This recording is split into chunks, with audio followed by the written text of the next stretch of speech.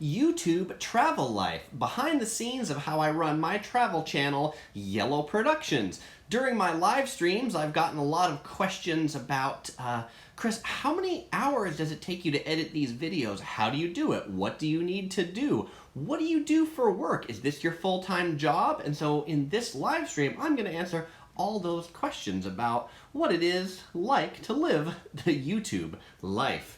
If this is your first time here, or you're watching the archive of this live stream, please subscribe, and you'll get notified of new live streams in the future. If you want to catch my next live stream, it will be Monday, November 20th, 2017, 8 p.m.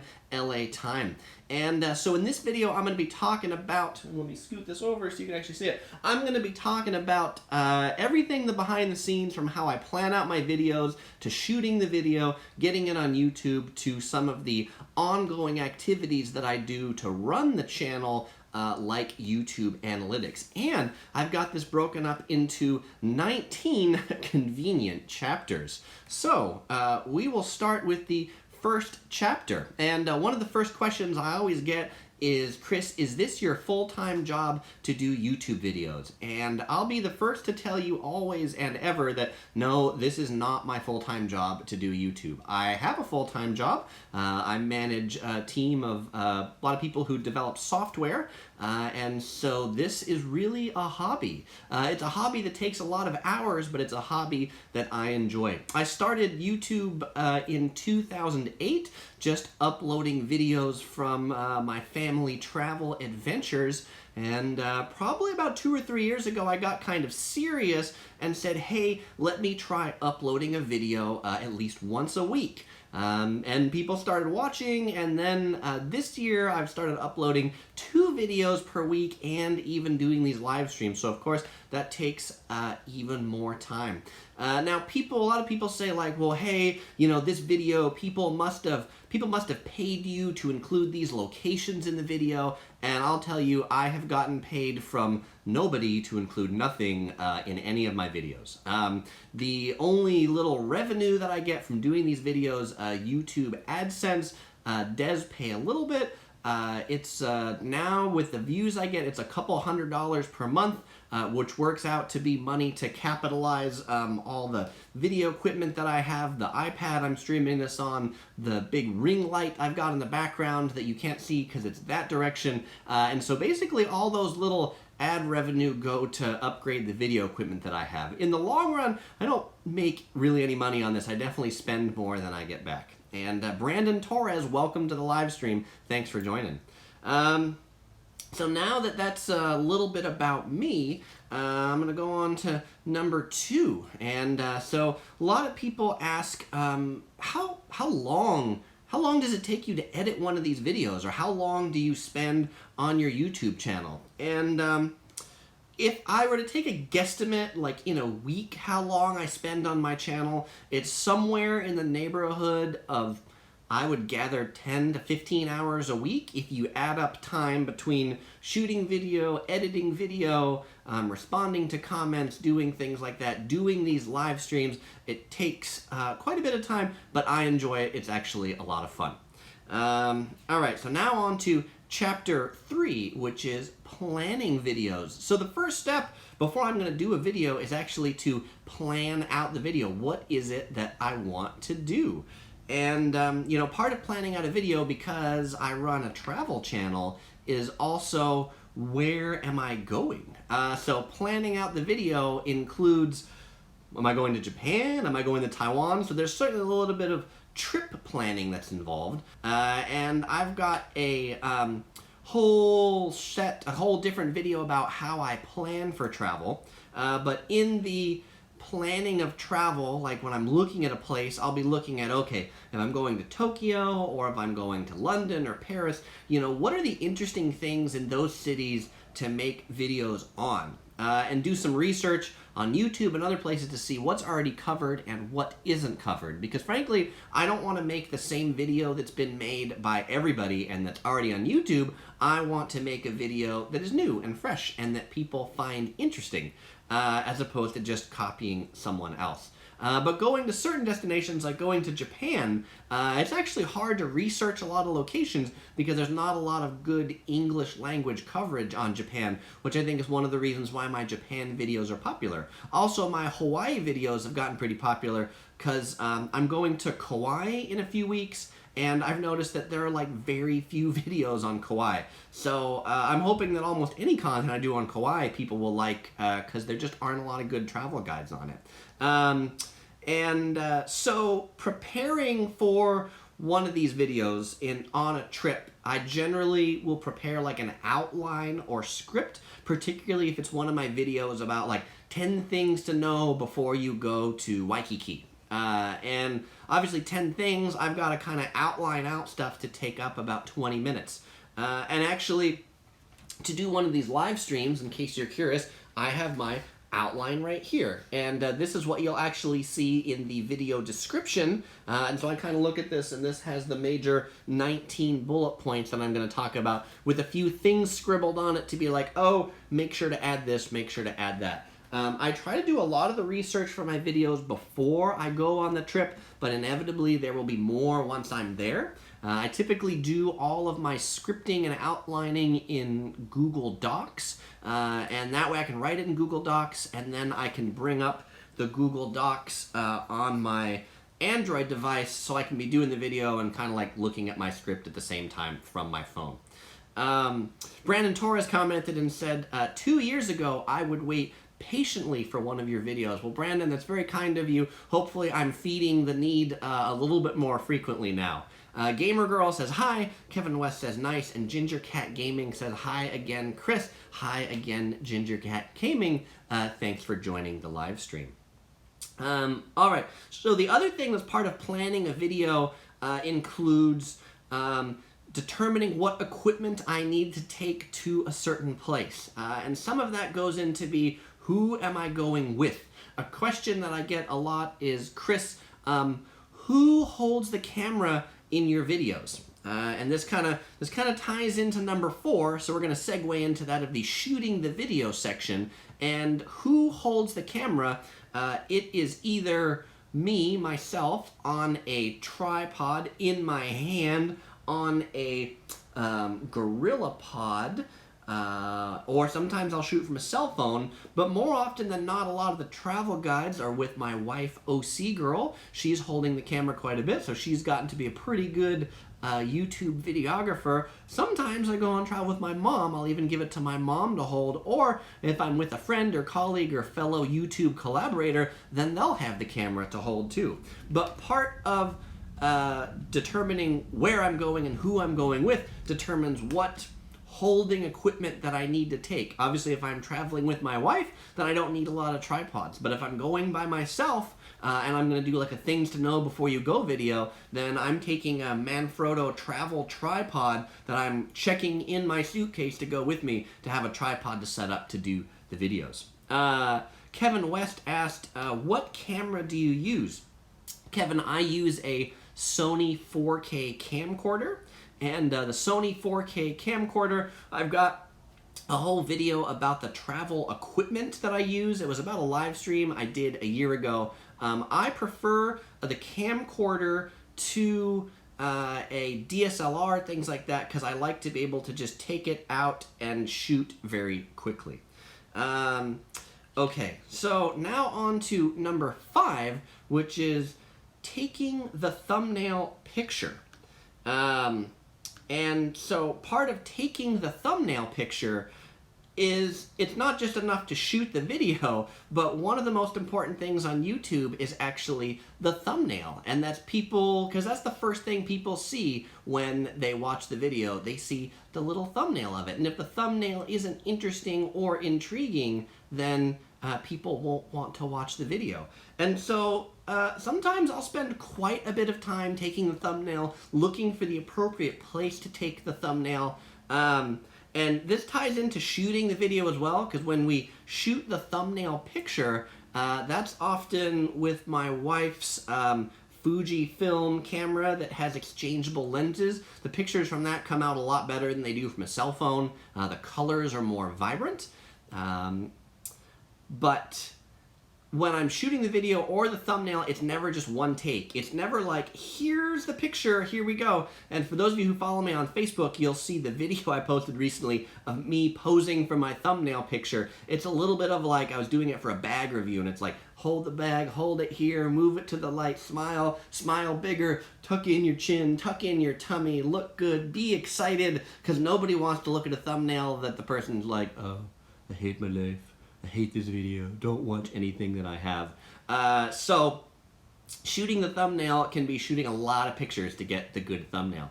Also, shooting the video, a lot of people think, well, shooting a video, it's just one take. You stand in front of something, you got it, it's easy. I will tell you, a lot of my videos have a lot of different takes. So Ben, who I did the Melbourne videos with, when we did that, you know, he saw me do things 2, 3, 4 takes. Sometimes I'll say something, I'll flub up, and I'll say it again, and I'll say it again, and I'll say it again before I do it. I would say on a trip, if I end up having, say, like a 1 hour total of good edited video, I've probably shot about 10 hours of video. And shooting that 10 hours of video, maybe 4 hours of that is me talking about stuff, and then 6 hours of that are just things like in Tokyo, I'll shoot shots of the trains, shots of the streets, shots of the people. That's often referred to as B-roll. It's the things that you'll see me talking, and then I insert them over me so that you just don't look at me much as you do in a live stream. It's just me talking all the time. In the edited ones, I've got that B-roll that comes in. Ginger Cat Gaming says, I love your vids, Chris. Keep up the great content. Ginger Cat Gaming, I certainly will. Thanks. Please keep watching. And Kirk says, what up, my ninja? What up, Kirk? Good to see you. Thanks for joining. All right. So now that I've shot the video, I've taken the thumbnail picture. Number 6 is I need to come up with a title for the video.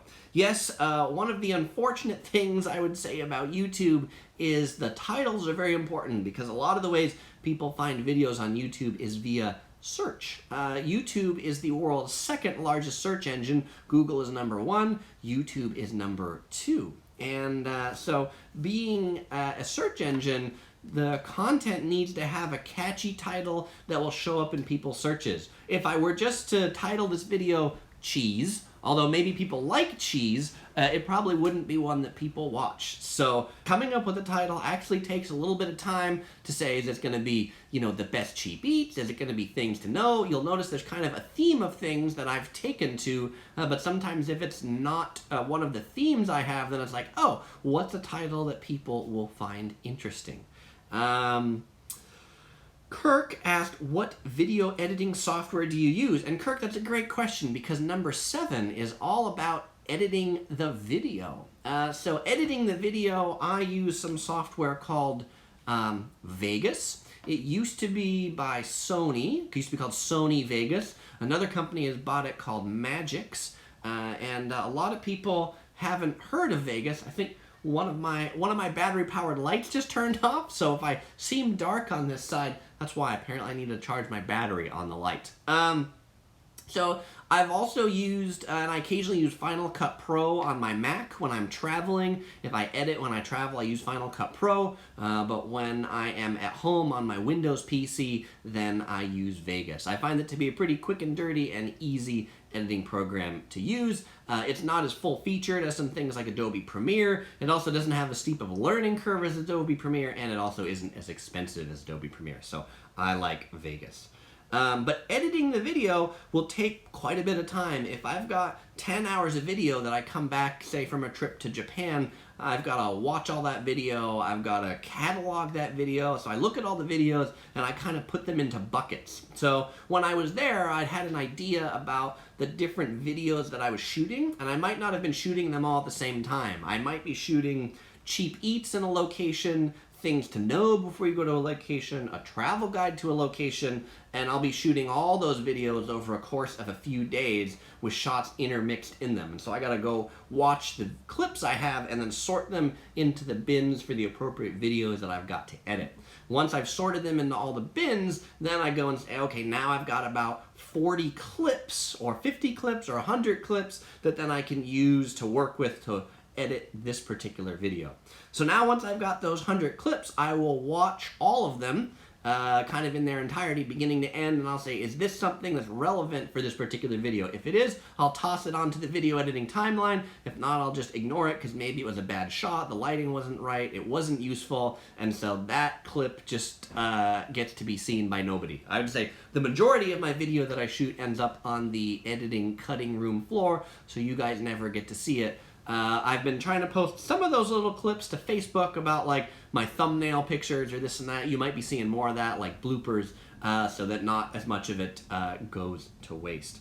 Brandon Torres says, wow, that will take a lot of time to edit. It does take quite a bit of time to edit, I have to say. Though I've kind of, you know, things can take an infinite amount of time to edit, particularly if I want to be a perfectionist on things. But usually I kind of give myself a timeline or time scale to say, you know, I've dedicated 2 hours on Friday, this afternoon, and I am absolutely editing this video and getting it out. And something that kind of helps me do that is just the fact that I'm trying to do 2 a week, and in that case, I can't take forever on it, and I just kind of got to edit it and put it out.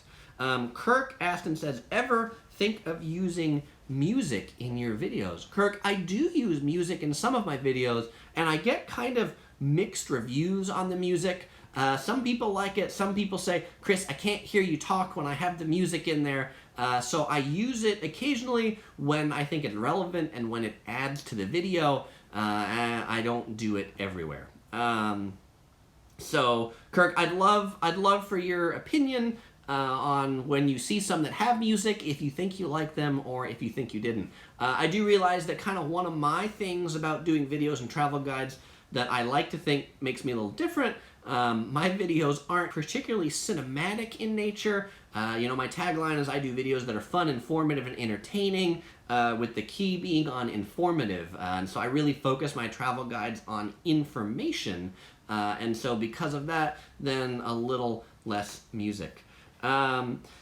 Jake McShane asks, does the pressure to get a lot of good video ever put a damper on your vacations? I don't know if damper is the right word, but certainly I will say that there are times when I just decide I am going to put away my video camera and not be doing video someplace so that I can actually focus or enjoy the particular location that I'm in. Because when I've got the camera out, then I'm definitely in video mode and I'm in less of enjoy it mode. So sometimes, like when we're visiting places and say we do like an audio guide, an audio tour, you know, the audio tour might say, oh, this audio guide takes 60 minutes to walk around downtown Stockholm, Sweden. Well, when my wife and I go, it takes us 3 hours to do that 1 hour walk because we walk around, we stop, we take a picture, we do some video, we do the whole thing, and then we come back around and I'll be like, okay, now I have to get this location, this location, this location in the video. There are some trips I've certainly taken, like my mileage run to Singapore, where, you know, I did the best hawker centers and things to know, and like most of that time I spent in Singapore was absolutely running around and getting video shots, but it's also eating at the same time and exploring Singapore, and so I don't tremendously find it as a damper. I will say sometimes it does make my trips a little more stressful when I'm like, you know, my flight is in 3 hours, but I need to get this shot and this shot and this shot, and then I can go, because otherwise my video won't be complete without those shots. So probably stressful, not as much of a damper. The damper I get is if I'm someplace and it's raining, because rain is like the worst thing for doing video, because rain gets on the lens, and then to clean the lens, it's just awful if there's ever rain.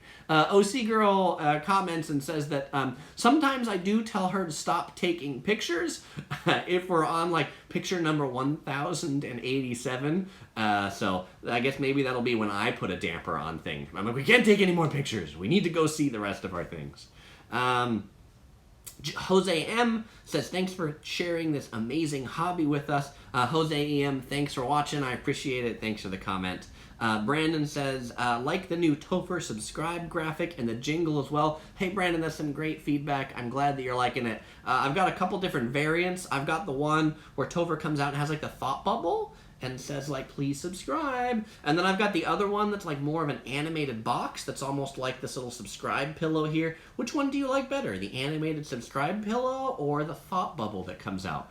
And that's another one of those that, like, just making that little graphic probably took me, like, at least the more animated graphic of the subscribe one took probably a couple hours in Final Cut Pro to come up with that thing. Kirk asks, have you ever had any of your videos demonetized? Oh, and by the way, everybody likes to know what I'm drinking. I'm drinking iced tea today from Chipotle. And no, I have not gotten food poisoning yet. Hopefully I don't keel over during this presentation. So, getting a video demonetized. My answer is going to be no, however, recently I have had videos come up, and then YouTube, because they've been really strict on saying this may have inappropriate content.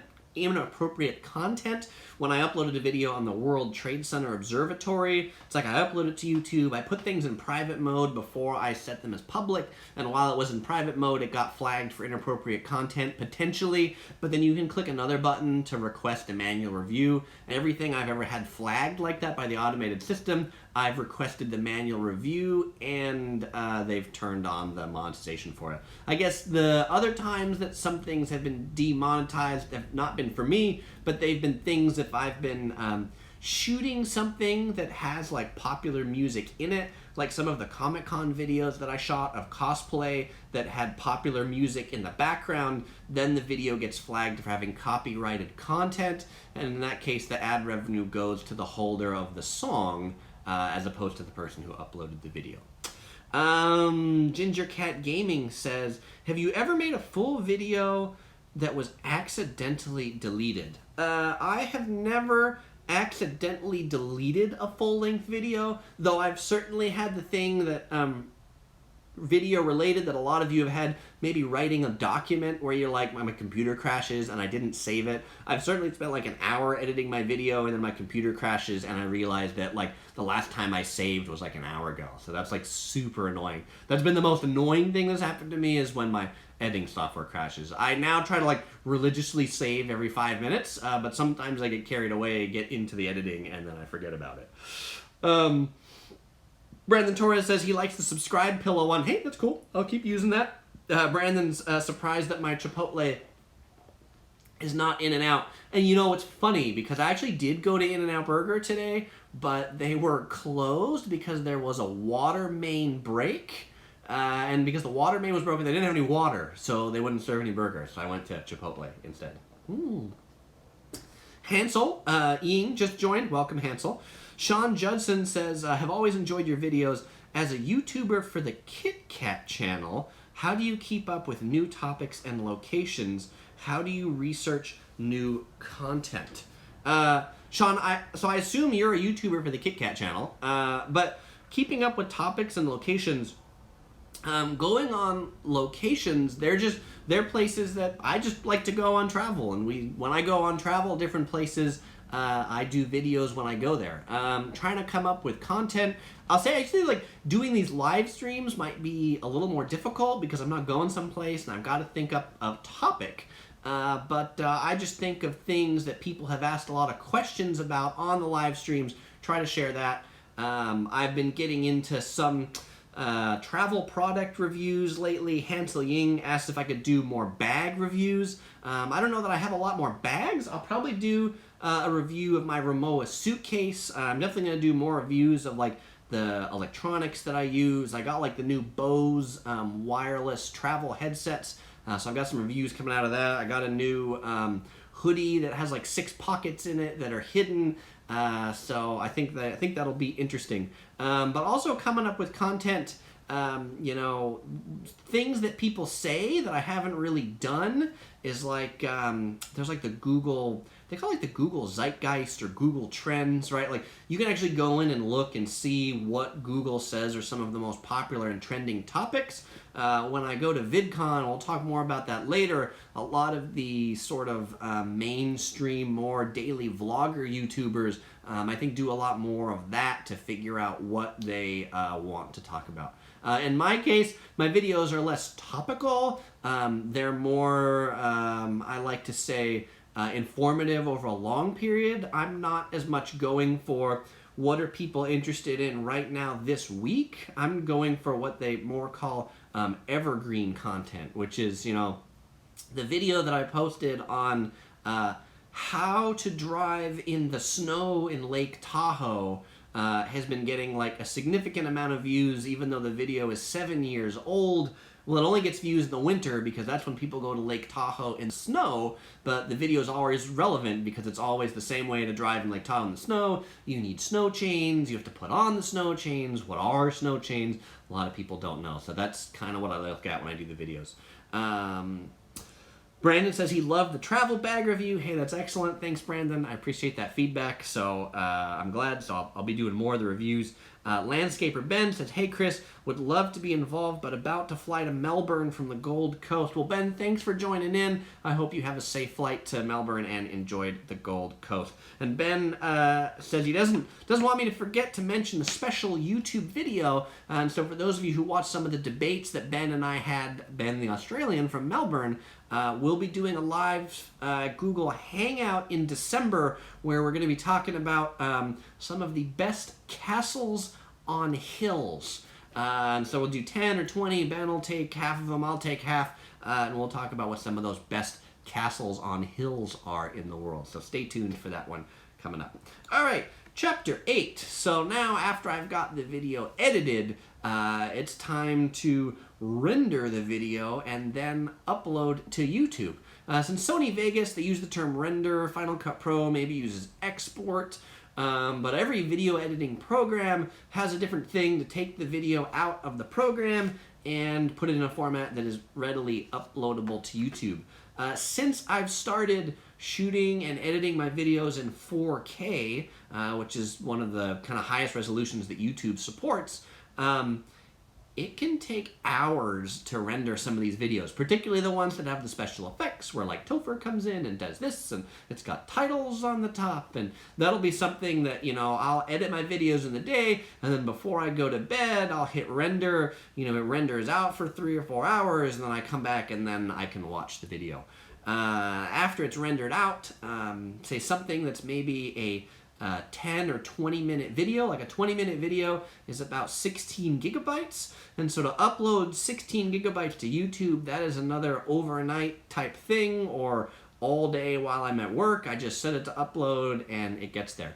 So because it takes so long to render out and also upload, I'm actually not uploading the day that you see them on YouTube. I typically have about 4 or 5 videos always staged on YouTube, and then when it comes to Friday or Sunday or whenever you see a new video going live, I'm basically just flipping a switch that says make this video public. And that way I'm not like stressing out about like my internet's down or my internet's slow. I've always got a few in the queue. Ginger Cat Gaming asks, on your trips, what has been your favorite restaurant you have been to? Ooh, that's a good question.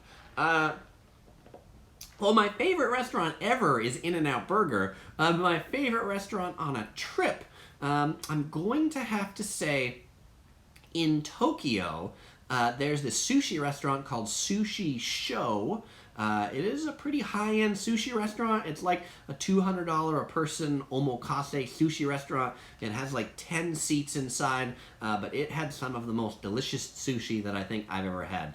I never used to like sushi when I was younger or before I started traveling to Japan, and I say that's always because I never had any really good sushi. So now when I go to Japan and anytime I ever have really good sushi, then I say that's my favorite meal.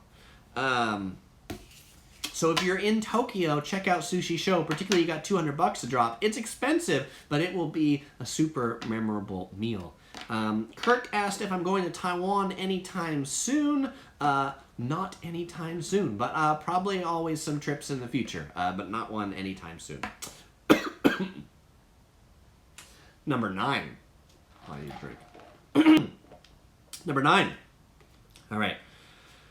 After the video is uploaded to YouTube, I need to write the video description, put in the cards, put in the end cards. So like when you watch the video, it comes up with a little thing that says like, hey, thanks for watching. Click here to subscribe. Click here to watch this video. Click here to watch this video. As you watch the video, there's these little things that come in at certain times to say, hey, watch this other video. So that all takes time to put all those things in there. And then writing the description, you know, it's one of my least favorite things to do is write the description. I feel like writing the description is a very non-creative thing because I'm just sitting there and writing some text about what is in the video. I'd rather just have the video go there, but YouTube also uses the text in the description, and then there's a section called like tags or keywords. It uses those two things to index the video, determine where it's recommended against what other videos.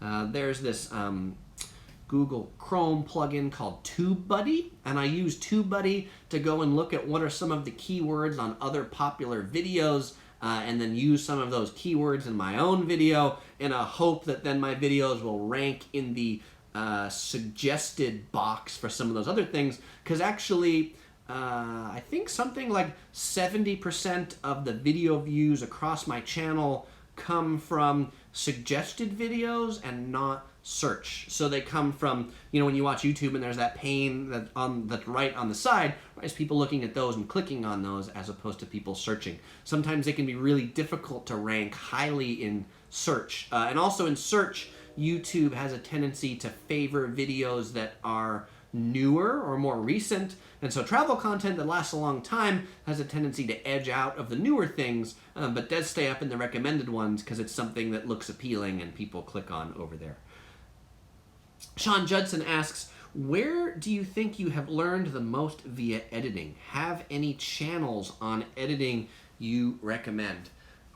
Where do I think I've learned the most via editing? I think probably one of the things I've learned the most is just what I would say is how to edit a video in such a way that the whole thing seems interesting and doesn't have like a super boring long spot. Because YouTube is this landscape, all of you watch YouTube videos and all of you have done this, where you've been watching a video and you're like, this video was interesting and now it got super boring. And there's like 5 seconds of super boring, and so I'm gonna click away and I'm not gonna watch anymore. And so I think I've learned to edit the video, watch the video, edit, watch, to try to get things to a flow that doesn't just have a super boring lull that makes people want to click away. One of the other things that I've learned to do, and it's partly editing and partly videos, for my longer length travel guides, the ones that are 10 to 20 minutes, I kind of have like a summary at the beginning where I say like, you know, hey, this is a travel guide on Kanazawa, and in this travel guide we're going to visit the gardens, the castle, the food, the fish market. And when people see those things up front and like little clips and videos of them, and then they see them later, they're like, oh, that'll be interesting. I want to stick around and watch this whole video. One of the ones, and this is an interesting editing trick that I think I've learned, is that, so there's sometimes you'll hear me talking in the camera microphone. There's other times you'll hear me voicing over things. And when I voice over things, when I'm like recording the audio just at home in my office into my microphone, the sound will be very, very different, because the previous clip was me on the street in Tokyo, and the next one is me in my quiet house. And so I actually will take the audio from the street, not where I was talking, but just from a scene that I was shooting the street, and I'll put, they call that like the, you know, the scene noise, right? And I'll take that scene noise and I'll add it as a separate track. So then it's me in the quiet room added with the Tokyo street noise, and then it actually sounds a lot more like I was actually still in that location, and it's not as completely jarring. But that's one of those things where I didn't like realize that was important until I started noticing it in my own video. It's like, it's jarring, it just takes you out of the moment. Sean also asked if I have any channels on editing you recommend. I don't really subscribe to any regular editing channels. There's a couple general like YouTuber channels called like video creators and video influencers. Those are pretty good channels about just YouTube in general. Brandon Torres asks, in a rotating sushi restaurant, what is the most plates you had? I think it was at that recent rotating sushi restaurant, that Mori Mori sushi restaurant in Kanazawa that we went to. And that was one where the sushi got delivered on the Shinkansen train on the top. And I really wanted the sushi from the Shinkansen train because I wanted to get it in the video, related to Jake McShane's question of, like, does shooting a video ever put a damper on it? I just, like, keep ordering sushi until I get one that comes on the sushi train. And we had, like, I don't know, 20 plates of sushi or something like that before I was like, ah! And I figured out the egg sushi. It came on the sushi train. We're like, now we have to eat all the sushi. But it was okay because it was super delicious. It was all for the shot for YouTube because I couldn't say I'm in a sushi restaurant that the sushi gets delivered on a sushi train and not have a shot of the actual sushi train. MTJ says, say hi. Say hi. Hi.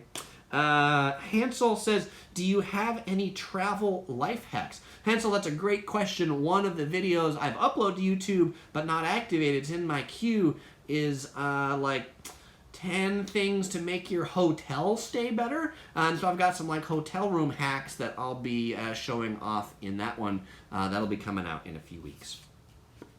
All right. So number 10. So after I've got the video shot, edited, rendered, uploaded to YouTube, now I have to like actually edit the thumbnail. So I talked about, well, I spend a lot of time taking a whole bunch of different pictures to get the perfect thumbnail picture, but you see all my thumbnails have some text on it. They're a certain perspective. I always have to increase the saturation, the brightness, the contrast, the vibrancy. Something about YouTube, you may have noticed it, you may not have, you will after I tell you this, that most of the videos that get a lot of views, the thumbnail photos are super colored, like very vibrant colors, and then like faces that are like this big, you know? And there's actually, I mean, research that YouTube has done that said people click on the thumbnails that have faces that are looking at the camera and smiling with a lot of energy and with vibrant colors. And so that's what you'll try to see in a lot of my thumbnails. I try to capture it that way. And then I use the yellow text to help kind of brand all the thumbnails that I have. So when you look on the recommended side, if you see a thumbnail that has yellow text, and you're like, aha, that's one by Yellow Productions. And so editing the thumbnail, that can take another, 20 minutes. I'll edit it, I'll upload it to YouTube. Now I see it small, and I'm like, this doesn't look quite right. I need to make the text a little bigger. I need to make it a little brighter. I need to make the colors a little more vibrant. And so I do that in Adobe Photoshop. Chapter 11. Okay, so now I've got all that done. Everything's collected in the video. It's uploaded. It's got a thumbnail. Now I just got to activate the video. This is a really short chapter. I just go onto YouTube. I go into the video manager. I click a video, and I change it from private, and I set it to public, and I add it to a relevant playlist based on what the video is. If it's a video in Japan, it goes into my Japan playlist. If it's a video on New York, it goes in my New York playlist. Or it might be a video that doesn't belong in any playlist, and in that case, I create a new playlist for it, just like I recently did for Australia.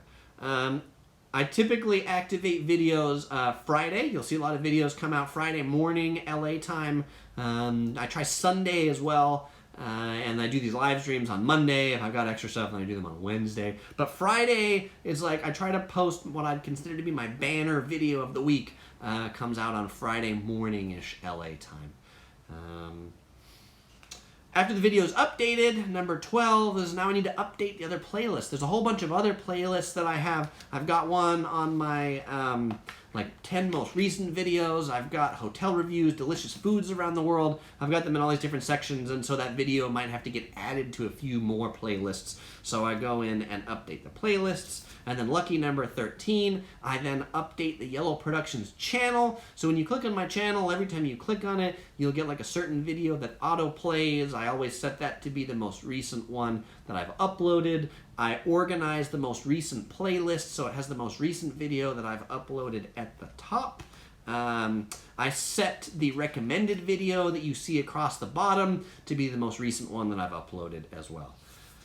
Number 14 is then I have to share that on social media. So you see I'm going to share it on Facebook. I've been sharing little clips of the videos recently on Twitter and on Instagram because on a lot of those platforms, people, they don't get the thumbnails if it's that way, but people see the videos in those native platforms more, and so I'm trying to post more of that native video to Facebook, Twitter, and Instagram, because Facebook in particular actually like discourages YouTube links, because Facebook is kind of a YouTube competitor, and so even though there's about 500 of you that like my page on Facebook, when I post a YouTube link, unless I pay Facebook to boost the post, it actually doesn't get out to everybody, because they kind of deprioritize the YouTube links, and they increase the prioritization of the native video that's posted to Facebook.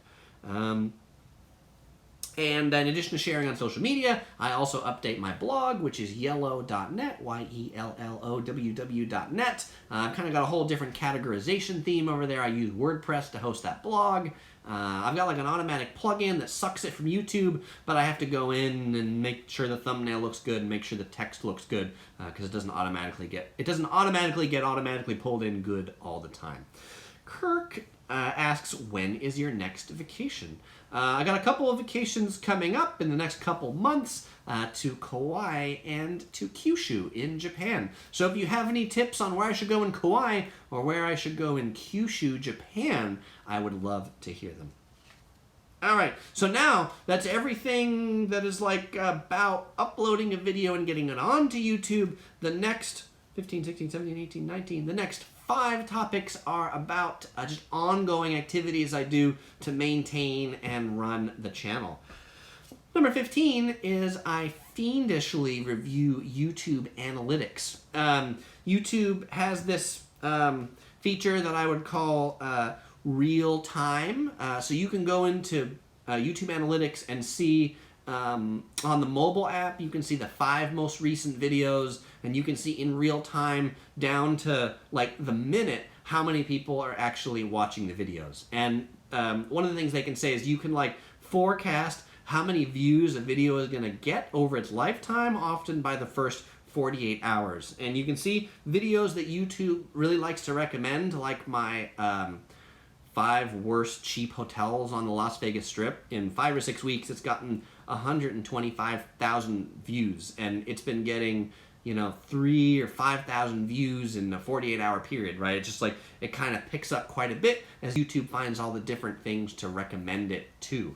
And it recommends it to more people and more places. More people click on it, it recommends it more until it reaches a plateau that people aren't clicking on it anymore. So I really like to see the kind of content that people watch and people are interested in and the YouTube recommends, because if nobody's interested in it, then I'm doing something wrong and I should figure out how I do it better, how I do things better that people actually want to watch. So I am on YouTube analytics multiple times throughout the day, checking out my recent videos, my old videos. I'm also looking at, YouTube will show you these trend lines to say, at what point do people stop watching your video? It'll be like, so it tracks in like 2 ways. They show you this graph that shows you what percentage of people watched certain parts of the video, and then it'll also show you just like an average to say, on average, people made it through 50% of this video, or people made it through 30% of this video. Kind of like the YouTube magic number is above 50%. If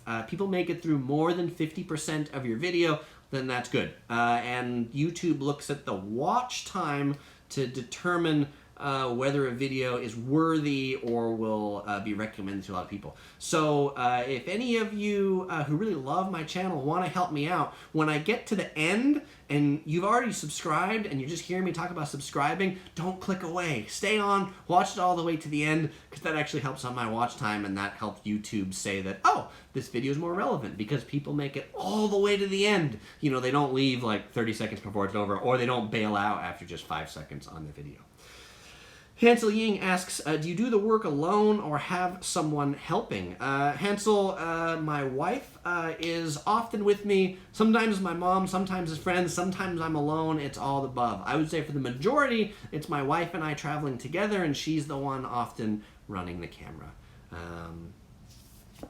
All right, 16. As an ongoing thing that I always do is read and respond to comments. Just like we're doing right now in this live stream, one of the things I love about YouTube is not just a platform that I put it out and just like a number that increases. But I love that you guys watch, and I love your comments. I love most of your comments. I don't want to say I love every single comment that I get, but certainly all of you who are watching this live stream, I love all of your comments. I don't love the comments from the internet trolls, because frankly, there are some people that I feel like just live on YouTube for the express goal as to flame people. Those people can suck, and they can go die in a very small corner someplace.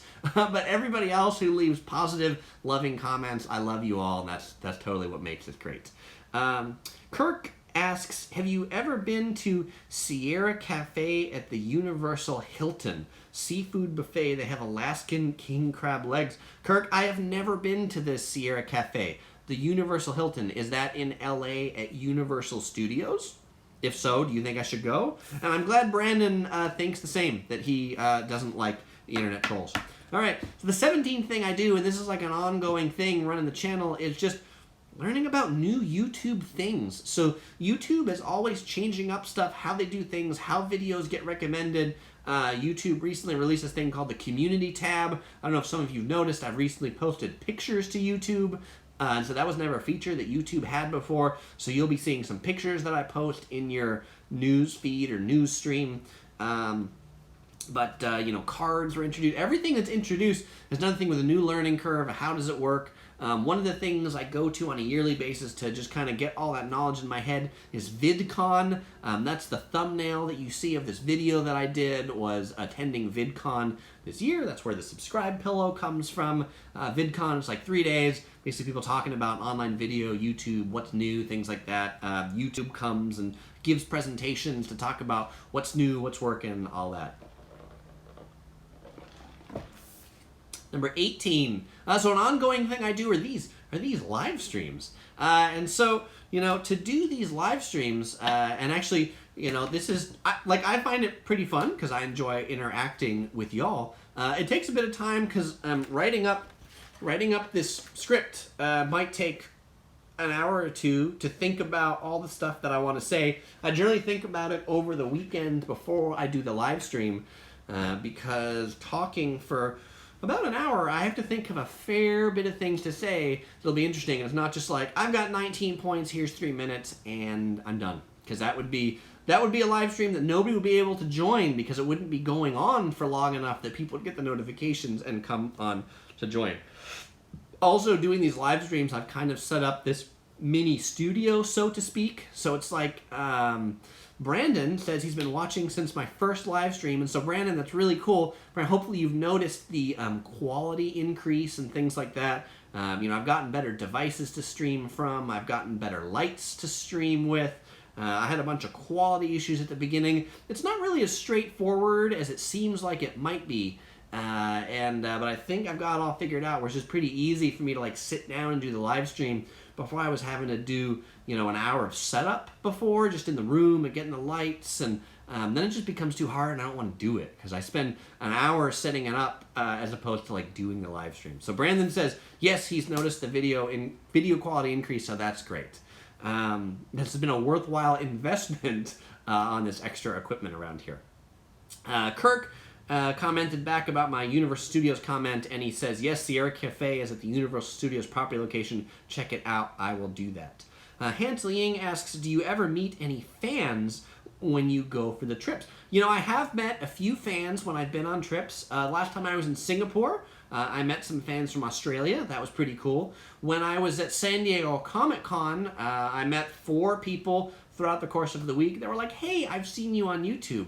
And actually, OC Girl and I, when we were shooting the Italy video of the new Italian supermarket that opened in Los Angeles, in that Westfield shopping mall, Westfield Century City, somebody came up to me and said, hey, I watch your hotel reviews on Maui. And hey, we're going to Waikiki. Do you have any hotel recommendations? That was actually the most unique sighting, I would say, because the ones, like when I'm at Comic-Con or I'm on travel, I'm wearing a yellow t-shirt, I'm holding a camera, I'm talking at it, I'm fairly obvious. The one at Westfield Century City, I was not holding my camera, I was not in front of it, but this person picked me up just walking by the donut shop at Westfield Century City. So it's actually pretty cool to do that. So if any of you see me, definitely stop by and say hi. Okay, we talked about 18, and so now we are on the last topic. So if you have any more questions, hit them out now, because I'll be wrapping up in just after this topic. So 19, the 19th thing that I do as an ongoing thing for running my channel is recapitalizing all my video equipment. One of the things about doing this as a hobby is technology is always increasing, video resolutions are increasing, cameras are getting better, lenses are getting better, and so with all of that, I have to invest in all that stuff, because if I was using the same camera today that I was using in 2008, nobody would watch my videos because the quality would be awful. Sometimes I've gotten comments on my videos that are like, Chris, your video quality could be better. It doesn't look as good as this guy over here, Mark Weens. Take a look at his videos. His quality is really good. Yet he uses like a $3,000 DSLR camera with like big on lenses, and like I got like almost 1 million subscribers or something, and he does it professionally. And so in that case, he can actually spend a lot more on his equipment than I get to spend. But I would say I'm in the prosumer range of things. I don't buy the pro equipment. I also buy better than the consumer equipment. One of the things that's funny that I heard somebody say is they're like, oh, when I go to like events, you shouldn't record video because somebody else will have recorded that and it'll be better quality and more stable and put on YouTube. Well, I often find that like, I think I'm actually in that category where I'm like, I can make that high quality video that people want to watch because I've gone to this thing specifically, I've humped my tripod and my camera, and it'll be stable and it'll be good, and it's on a good camera. It won't be, the shaky cell phone video, right, that nobody wants to watch. And so I try to make sure that like when you click into a Yellow Productions video, the video quality is good enough and the audio quality is good enough that you're going to go back, you're going to want to continue watching, and you're not going to look at this and go like, oh, this is, done by someone on a cell phone that's shaky and is giving me a headache watching it. Okay, one last question, and if there's any other ones, shoot them out now. Jake McShane asks, do you ever go back and watch your old videos? Actually, that's one of the things that I'll say is coolest about doing this as a hobby. I do go back and I do go back and watch my old videos. I'll go back and watch things from 2008. I'll go back and watch things from 2004 when I first started, not on YouTube, but even doing travel videos. And it's quite amazing, I'll say, the difference between my videos from 2008 and now. I think I've developed a certain style that I didn't have before, because when I first started, I didn't really understand the whole flow of like, I'm going to edit the video and it's going to look like this, and this is the beginning and the middle, and I'm going to say this, and then I'm going to put this clip here, and it'll look like this, and it'll be at the end, and how do I edit it all together? And now when I go someplace, when I'm shooting the first bit of video and the thing that I say, I know how that's going to go and all the other things, because when I go to edit it, I know the things that I need to put the video together, where I didn't know that before. I also...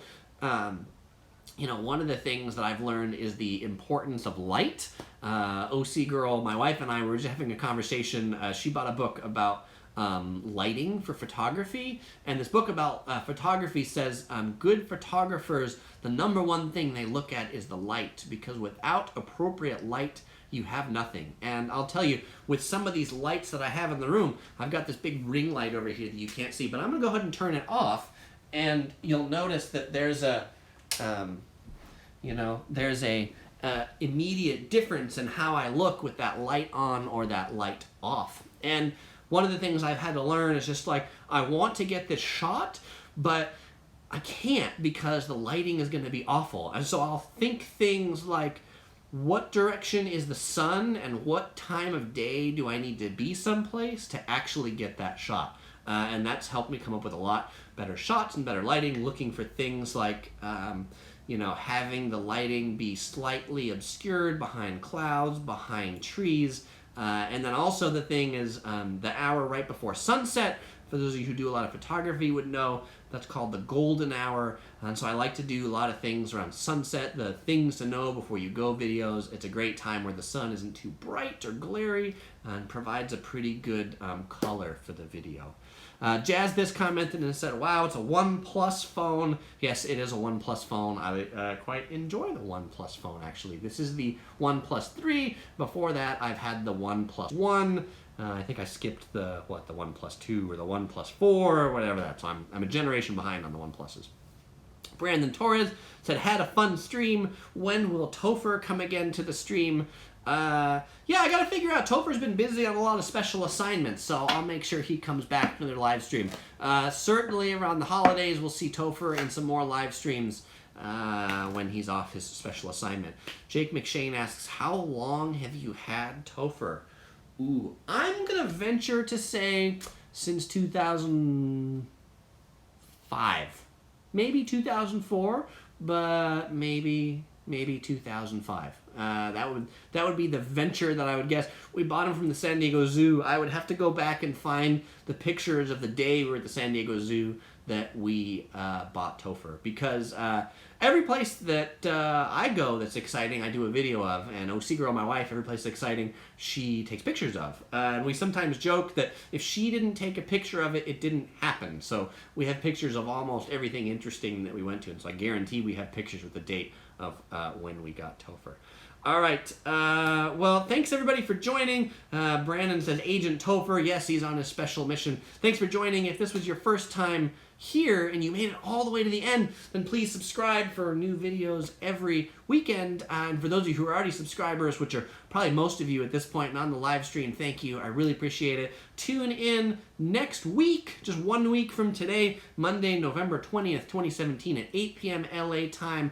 I will be talking about hotel reward programs and the importance of elite status and hotels and programs and points and how to get free nights and all those things. Because people always ask, Chris, how do you stay in such nice hotels? How do you afford it? Hotel points are the answer, and I'll be talking about hotel points in next week's live stream. All right.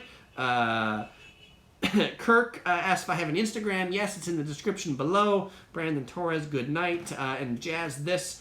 Topher always likes hotels. I don't know if he knew he'd end up being a veteran hotel reviewer, but he has certainly gotten to stay in his fair share of hotels over the years. All right, thanks everybody. Bye-bye. Or just, bye-bye, is this waving or just like moose ears? Moose ears!